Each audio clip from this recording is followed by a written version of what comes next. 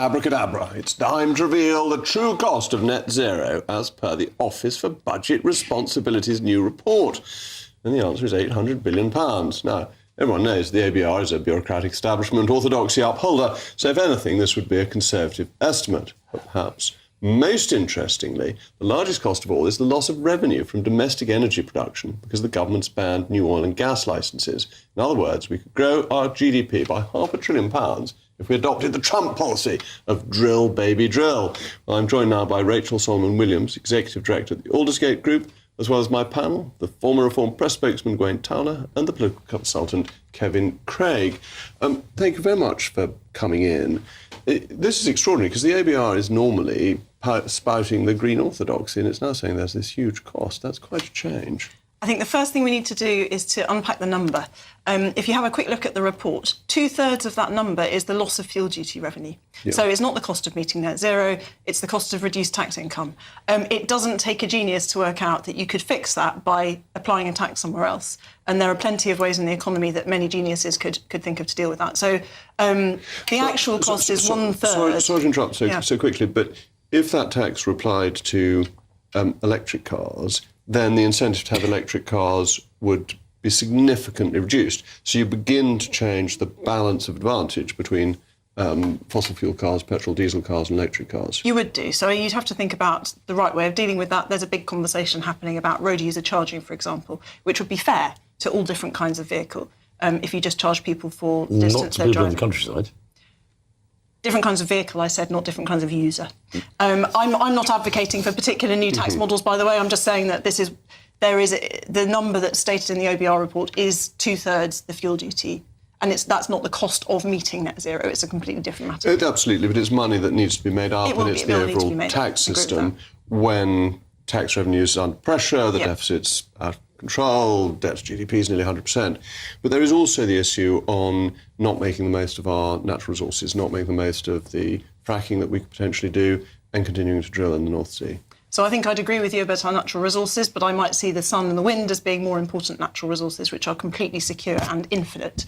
I believe we've had this conversation before, Jacob. Yes. And, you know, it's being done in China. So we've also had this conversation before, but if you look at their investment in energy in 2024, 86% of their new installed capacity was renewables. They can see the writing on the wall and what's needed. We need to have that security too. And I think this is all about security. Almost the conversation about climate change and net zero is distracting from the fact that we could be energy secure and we could also protect our children from the impacts of climate change. Well, can we? Because we're under 1% of emissions, and what we do really doesn't make any difference. And the Chinese, for all they may be adding a little bit of renewables, still are increasing their emissions every year. Most countries that are in the Paris Agreement, which is the climate change agreement, are under 1% of total emissions, which means that we all need to work together on this. And the UK has always been a global leader on decarbonisation and clean energy and on kind of setting climate change targets. We are taking other countries with us, and that's a fantastic, and that's bringing investments to this country now. So, Gwen, we should be really proud of this. Other countries are following the UK. Nobody gives a hoot about Britain. The idea that we're a global leader is irrelevant. Nobody is looking at the UK and going, oh, look, what the UK are doing. We're going to do that. In fact, our major competitors think rather otherwise. We are exporting jobs because of net zero. We are losing business because of net zero to countries that don't look at Britain and say, global leadership. We don't do that. We don't have global leadership. And no amount of us cutting our own throats is going to make other countries be impressed with us. That's rubbish. So the organisation that I run is an alliance of businesses, including financial sector businesses. And if you talk to a lot of investors at the moment, they will tell you that they look at America and that's beginning to look a lot less attractive as an investment destination for reasons that could be discussed on another programme.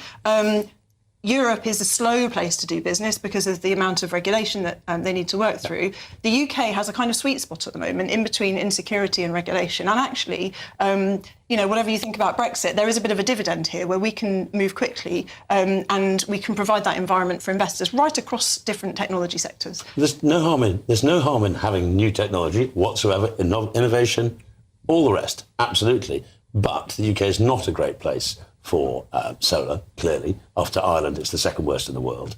And whilst we go for the innovation, no problem. I don't see why we should be turning off the key to further investment in the North Sea and other things. We can do both. And for the country and our economy, maybe we should.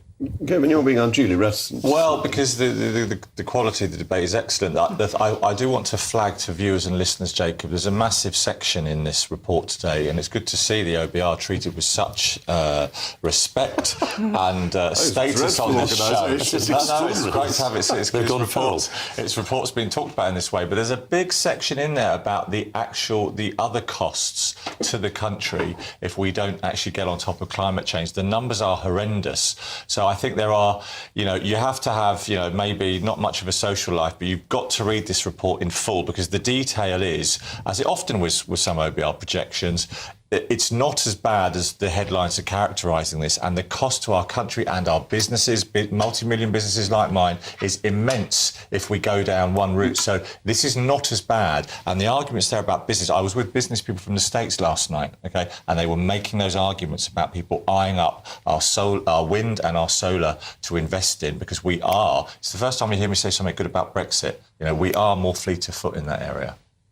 Well, the problem is, though, that our energy costs at the moment are 4 times those of the United States, and this is denying us opportunities. So if you take data centres, they just cost much more to run in the UK, and that is a key opportunity for the future. And any thought that we can be an AI superpower while our energy costs are so great is for the birds. It's just, we're not going to be. Well, we wish we would. Rishi wanted it. Starmer wants it. Everybody loves the idea. We've got the innovative minds. We've got the tech. We've got the brilliance. Well, we don't have the capacity because our power costs too much. I think everybody agrees with that. So anybody in the business community and at home agrees that power costs too much. Yeah. There are lots of things that can be done about that. Relying on Russian gas and petrostates isn't the most sensible way to do it. How about our own gas? Sorry. No, I'm just saying it's just not secure. Our current arrangement, we cannot be reliant on, rogue states like Russia, and the net zero agenda is part of fixing that. And we're going to disagree all year long, right? Yeah. Well, let's disagree all the other. That's what we're going to do. I know. It seems to me that there is security if we use our own resources, that there is fracking, there's a lot of gas to get out, we could do it cheaply, and that all economies throughout history have depended on cheap energy to prosper. And we've reduced our emissions basically by getting rid of our heavy industry, and now we risk not being in the next stage of industry, in the information age of industry, because of high electricity costs. And I agree about the costs, but we probably disagree on the way that you fix that. I should also just pick up on the point about the impacts, because that's absolutely crucial. So there are some other hippies who've talked about this. The Institute and Faculty of Actuaries produced a report recently in which they pointed out that... They've never been called hippies before. I bet they've never. If you look at the period 2070 to 2090, there will be, if we take no action on climate change, a 50% reduction in GDP. So the impact of not tackling climate change... This is it. I'm sorry. Projections in 50 years hence. I'm sorry. We can't project 3 years hence. If you look at almost any projections from any internationally recognised body, including the OBR, any projection from more than a couple of years hence is complete fantasy world. And you're talking 2070. So the good news about climate and energy projections is, generally speaking, they have changed in interesting directions. So the cost has come down. Compared with 4 years ago, the OBR has halved its estimate of what it will cost to tackle climate change in this country. What we see coming from solar and from wind and the costs of deploying those have also come down since we started projecting those.